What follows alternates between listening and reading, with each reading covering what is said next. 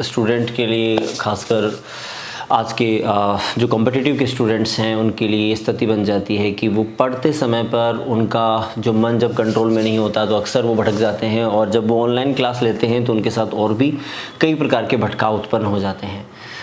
तो यहाँ एक समाधान हम आपको आज एक समाधान पे डिस्कस करें कि स्टूडेंट पढ़ाई कर रहे हैं और पढ़ाई करते समय वो क्या कुछ खास एहतियात बरतें ताकि वो उनका भटकाव कम से कम हो, और इवन वो ऑनलाइन क्लास यदि पढ़ाई करें तो भी उनका भटकाव कम से कम हो।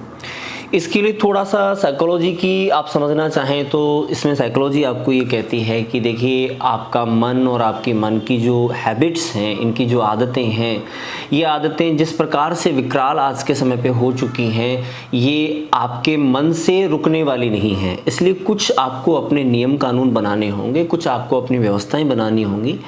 जैसे कि आप ये कह सकते हैं कि मोबाइल के अंदर बहुत सी ऐप्स होती हैं, आप वही ऐप जो हैं अपने मोबाइल में इंस्टॉल करें जिन ऐप का आपको यूज है। जैसे यूट्यूब की आप बात करें तो उन्हीं चैनल को आप सब्सक्राइब करें जिनको आपको यूज है। फिर इसमें कुछ जो फ्री रिकमेंडेशन चलती रहती हैं, उन जो रिकमेंडेशन को भी आप समय समय पे ऑफ करते रहें।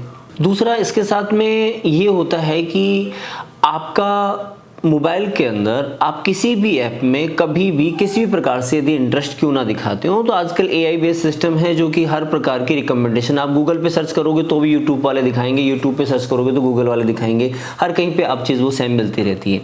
इसलिए स्टूडेंट को खासकर इन बातों का ध्यान रखना जरूरी है, और उसके लिए बहुत इंपॉर्टेंट हो जाता है कि वो मोबाइल का इस्तेमाल भी करे और उसके भटकाव से भी बचे। इसलिए उसको खासकर उनके नोटिफिकेशन रिकमेंडेशन को समय समय पे क्लियर करते रहना चाहिए, यूट्यूब वगैरह की हिस्ट्री क्लियर करते रहना चाहिए। गलती से यदि आपने कुछ देख भी लिया है तो वो आपके रिकमेंडेशन में आ जाती हैं, और कभी भी उनको रिकमेंडेशन में सेव ना करें, आप अपनी हिस्ट्री वगैरह क्लियर करते रहें। ये जो इस प्रकार के एहतियात बरते जा रहे हैं, इनके पीछे का एक साइकोलॉजिकल कारण है। आज हमारा जो मन है वो हमारे बस में नहीं है। सबसे बड़ी और महत्वपूर्ण बात है, यदि हमारा मन मस्तिष्क हमारे कंट्रोल में होता तो इस प्रकार की चीज़ों की आवश्यकता ही नहीं है।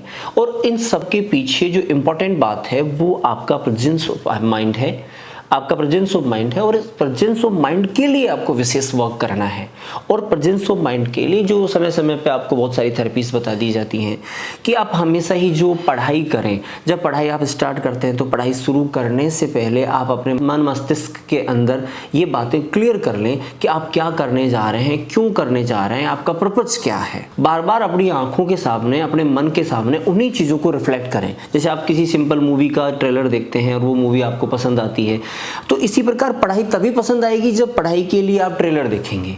बार बार जब आप पढ़ाई शुरू करेंगे, पढ़ाई शुरू करने से पहले आप उस पढ़ाई के बारे में विचार करेंगे कि मैं अमुक टॉपिक देखने जा रहा हूं और उस टॉपिक का ये सब टॉपिक है, उसके अंदर ये चीज़ें मुझे पढ़नी है।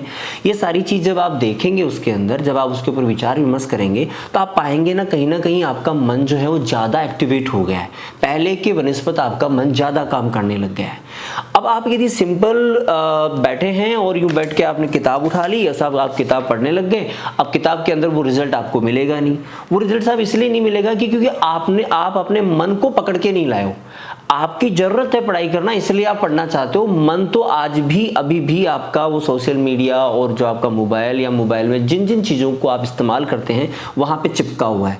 तो धीरे धीरे करके आपको आपके मन को पढ़ाई में उतारने की रिक्वायरमेंट है, और पढ़ाई में उतारने के लिए आपको अपने मन को इस प्रकार से धीरे धीरे डाइवर्ट करना पड़ेगा।